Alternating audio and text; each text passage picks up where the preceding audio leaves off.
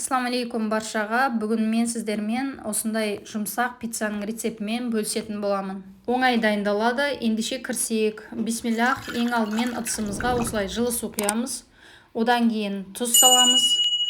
Суымыз міндетті түрде жылы болу керек. Одан кейін қантымыз саламыз және ашытқы саламыз. Барлығын осылай венчиктің көмегімен араластырамыз.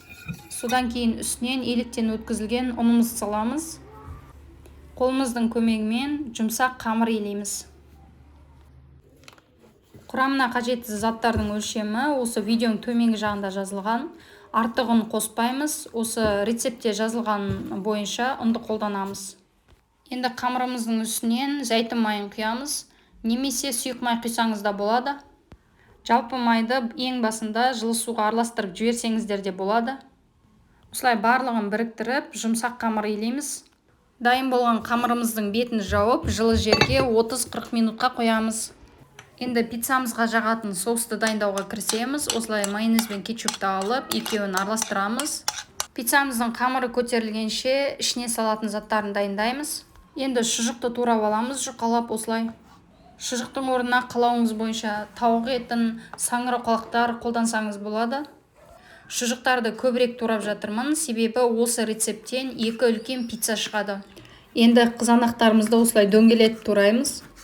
Пиццаны қалауыңыз бойынша түрлендіріп жасасаңыз болады. Қызанақ орнына тұздалған қияр немесе болгар бұрышын қолдансаңыз, дәмі ерекше болады. Пиццамыздың ең маңызды бөлігі ол сыр, яғни ірімшік. Сырды осындай теркадан өткіземіз. Қанша көп болса, сонша жақсы. Мен пицца жасаған кезде сырдың кез келген түрін қолдана беремін. Осымен пиццаға қажет барлық заттарымыз дайын. Енді қамырымызды қараймыз. Міне осылай әдемі көтерілген.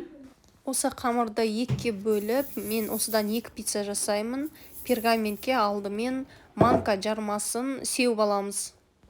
Қамырымызды екіге бөліп аламыз, себебі 2 пицца жасаймын бүгін мен. Бірден пергамент үстінде осылай дөңгелек жасап шығамыз. Пицца формасына келтіріп, қалауыңыз бойынша оқтаумен жасасаңыз да болады. Маған қолмен ыңғайлы. Алдағы уақытта әртүрлі торттар, самса, мясной пирог рецептермен бөлісемін. Каналыма тіркеліп қойыңыз. Видео рецепттер ұнап жатыр деген ойдамын. Лайк басып, мені қолдай кетіңіз. Пиццамыздың қамыры дайын болып қалды. Енді үстіне соусын саламыз. Осылай қасықтың көмегімен толығымен жағып шығамыз. Содан кейін үстіне колбасаларымыз саламыз. Енді кезекте қызанақтарымыз саламыз. Егер духовкаңызда пицца пісіретін режим болса, онда сырды бірден салып пісіре берсеңіз болады. Пицца пісіретін режим болмаса, онда алдымен пиццаның өзін пісіріп аласыз. 5 минут қалған кезде ғана сырды салып пісіресіз, сонда әдемі болып шығады. Мен бірден үстінен сыр салып пісіремін. Менде пицца пісіретін режим бар. Сырды көбірек салғанды ұнатамын.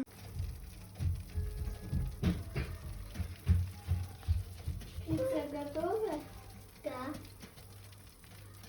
Ура! Осылай духовкамызда пісіріп алдық. Міне пиццамыз дайын, өте жұмсақ, сондай дәмді болып шықты. Мен ылғи осы рецепті қолданамын. Сіз де тура осылай жасап көріңіз. Келесі видео рецептте кездескенше.